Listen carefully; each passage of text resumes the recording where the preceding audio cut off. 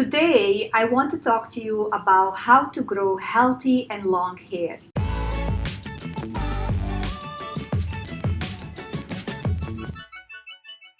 Hi there, Amina here, and I've been on this growing healthy hair journey for about 6 years now. And when I look more closely, I definitely see that there are certain hair routines and patterns that I have been following that I believe has helped me grow healthy and long hair. And I want to share with you some of my top 10 tips that I believe will help you as well. Tip number one is find a hairstylist that understands your needs. It's very important to have a hairstylist that is on the same page like you and that understands what your goals are when you're growing out your hair. Had the same hairstylist for the past 5 years, and I believe that has really helped me grow my hair to the point that it's currently in.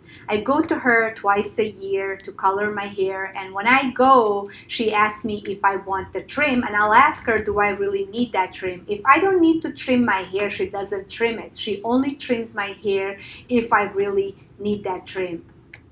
I know that the professionals recommend for getting your hair trimmed 4 to 8 weeks, but why trim your hair if you really don't need that trim?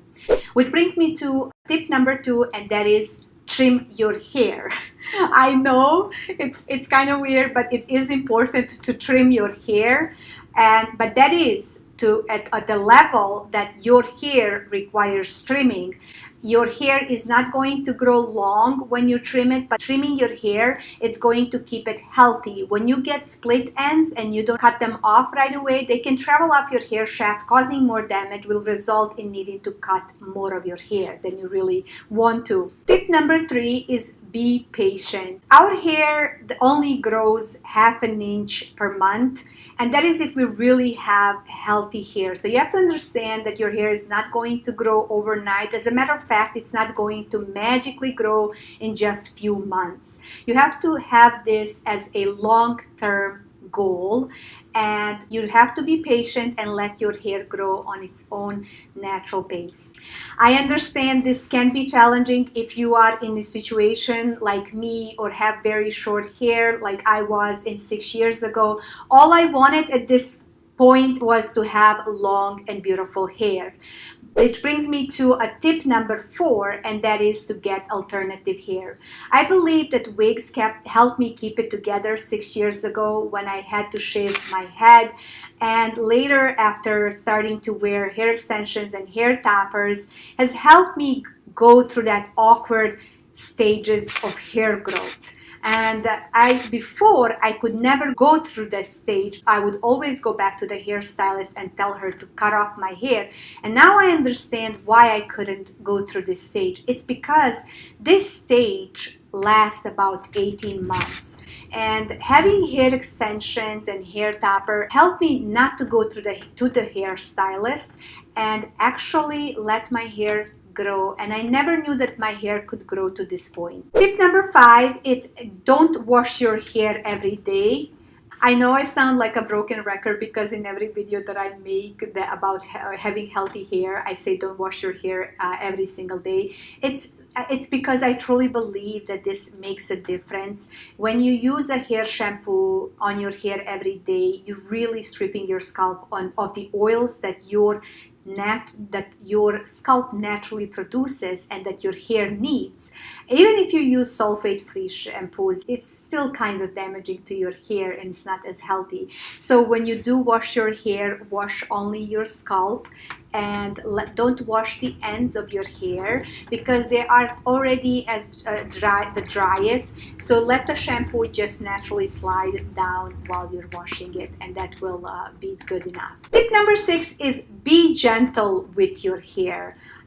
When you brush your hair, brush it from the ends towards the top. And I've learned this method when I started wearing hair extensions. I saw how important it is to extend the life of hair extensions. You need to be gentle with them, and you need to brush them with the wide tooth comb and brush from the ends towards the wefts. And I started thinking, wow, I am so gentle with hair extensions. Why am I not gentle with my hair? I should be treating my hair this way as well, if not even better. Tip number 7 is use scrunchies. If you are wearing a ponytail regularly, make sure that you switch up a placement of the ponytail, because if you wear your hair always on the same spot, it causes the tension around that area, making it damage prone. Don't use the traditional elastics to tie your hair. Use scrunchies, which by the way, they are the trend of the year. I love scrunchies. I also use coils to tie my hair, and I also use this dandy tool called Ponyo.